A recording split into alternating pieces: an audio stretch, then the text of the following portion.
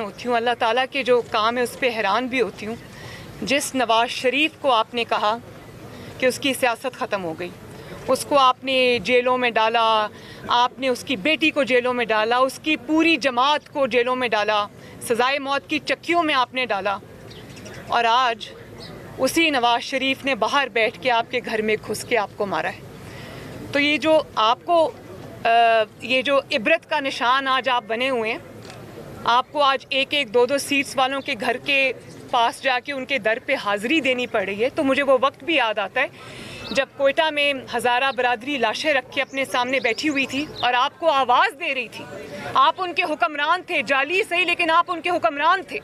मैं वहाँ गई, मैंने देखा पूरे ख़ानदान उजड़ गए थे, दफनाने वाले कोई नहीं बचे थे।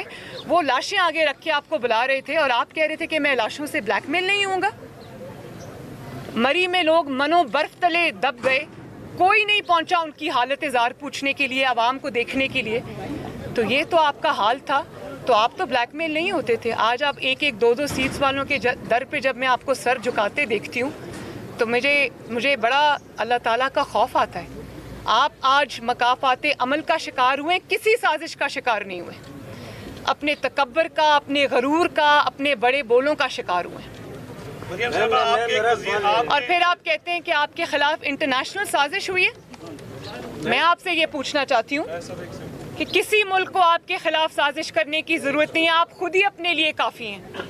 मुझे पहले ये बताएं कि अब आपको आज याद आ गया कि इंटरनेशनल साजिश हो रही है आपके ख़िलाफ़ और दूसरे मुल्क इन्वॉल्व हैं आपके ख़िलाफ़ साजिश करने में, और आप कहते हैं कि हम खुद मुख्तार हैं।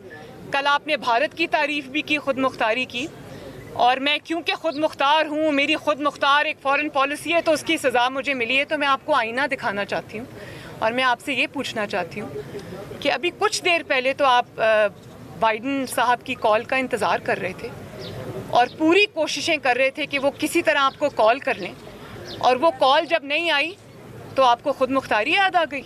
अभी चंद महीने पहले की बात है कि जब आप अमेरिका गए थे, वहाँ से वापसी पे जब आप कश्मीर का सौदा कराए थे तो आप